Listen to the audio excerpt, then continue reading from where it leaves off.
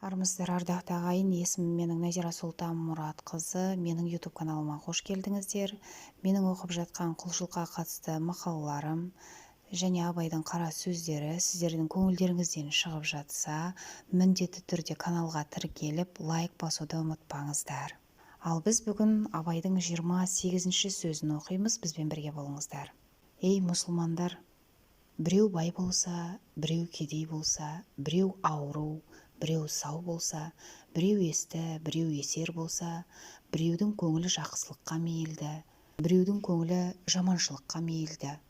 Бұлар неліктен десе біреу, сіздер айтасыздар, Құдай тағаланың жаратуынан яки бұйрығынша болған іс деп. Жә, олай болса, біз Құдай тағаланы айыбы жоқ, міні жоқ, өзі әділ деп иман келтіріп едік. Енді Құдай тағала бір ан тұрғанға еңбексіз мал береді екен.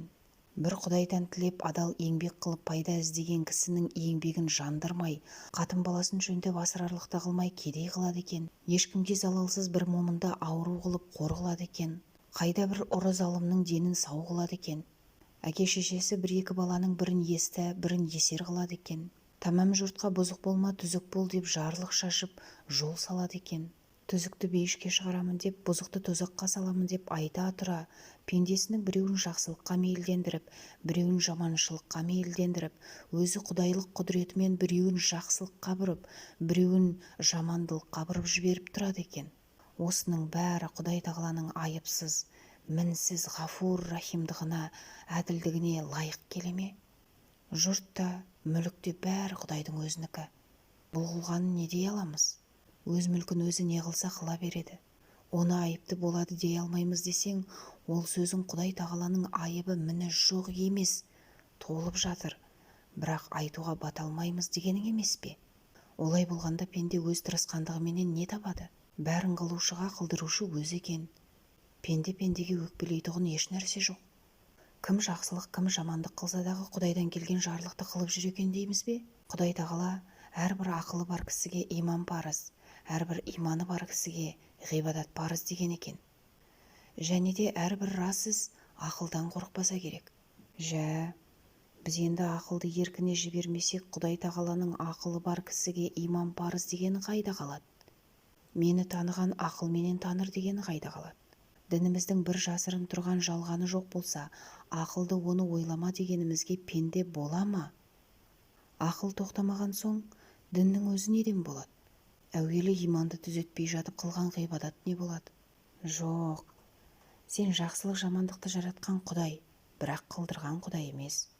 Ауруды жаратқан Құдай, ауыртқан Құдай емес. Байлықты, кедейлікті жаратқан Құдай, бай қылған, кедей қылған Құдай емес деп нанып ұқсаң болар, әйтпесе жоқ. Абайдың 29-ші сөзі. Біздің қазақтың мақалдарының көбінің іске татырлығы да бар, іске татымақ түгілі не құдайшылыққа, не адамшылыққа жарамайтұғыны да бар. Әуелі, жарлы болсаң арлы болма дейді. Ардан кеткен соң тірі болып жүрген құрысын. Егер онысы жалға жүргеніңде жаныңды қинап, еңбекпенен мал тап деген сөз болса, ол ар кететұғын емес. Тыныш жатып, көзін сатып, біреуден тіленбей, жанын қарманып, адал еңбекпен мал іздемек ол арлы адамның ісі. Қалауын тапса қаржанады. Сұрауын тапса адам баласының бермейтіні жоқ деген ең барып тұрған Құдай ұрған сөз осы. Сұрауын табамын, қалауын табамын деп жүріп қорлықпенен өмір өткізгенше малды не жерден сұрау керек, не аққан терден сұрау керек қой. Атың шықпаса жер өрте дейді. Жер өртеп шығарған атыңның несі мұрат? Жүзгін атан болғанша бір күн бура бол дейді. Тәңірге жазып, мінбей, түспей, арып, шөмеңдеп, диуаналықпен бір күн болған буралық неге жарайды? Алтын көрсе періште жолдан таяды дейді. Періштеден садаға кеткір-ай. Періште алтынды не қылсын? Өзінің көрсе қызар сұмдығын қостағалы айтқаны. Ата-анадан мал тәтті, алтынды үйден жан тәтті дейді. Ата-анасынан мал тәтті көретұғын ан тұрғанның тәтті дерлік не жаны бар? Бұлардың бәрінен де қымбат ата-анасын малға сатпақ ең арсыздың ісі емес пе? Ата-ана шамасы келсе мехнаттанып мал жиса да, дүниелік жиса да, артымда балаларыма қалсын дейді.